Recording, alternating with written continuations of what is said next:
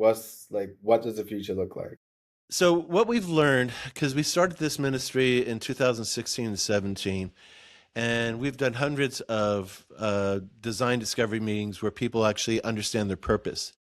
Hmm. The problem was, is we sent them back to the churches and nobody discipled them into becoming that. So they just, like it says in the book of James, they looked themselves in the mirror, forgot who they were, and went on with life and said, oh yeah, that was a neat experience. Thanks, JR. And nothing changed. So what God pressed upon me last year is that I need to write the discipleship program for this. How do I train coaches, counselors, pastors, elders, leaders to actually disciple somebody through this process?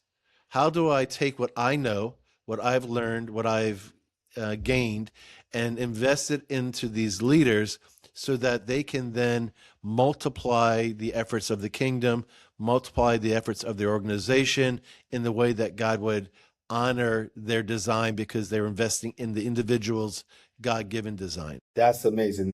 That's quite amazing. I love to see faith-driven entrepreneurs put their faith out there, and I wish that business worlds would be more accommodating, right? Towards that. I mean, that may be a pipe dream. I Well, hope so. some can some small businesses can because they are run by Christian leaders that are wise and see the benefit of incorporating their faith. It's harder for large corporations. It's near impossible.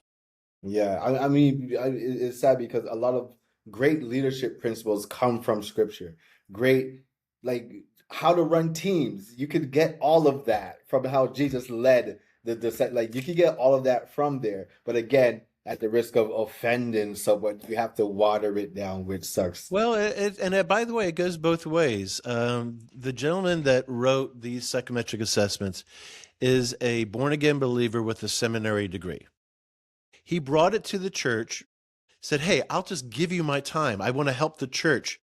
The church said no. So he secularized the language of his assessments and went out Oh, and sold it to IBM and Coca-Cola oh and wow. Clorox and all these large Oh multinational wow. organizations. He wanted to give it to the church Yeah, and yeah. sold it for tens of thousands of dollars to these other organizations where they were seeking him out. Mhm. And basically, he was in retirement, and I was being taught by one of his proteges. And I tracked him down through the internet and I called him up and I said, this is what I want to do. And that was in 2017. And he says, all right, I'll help you.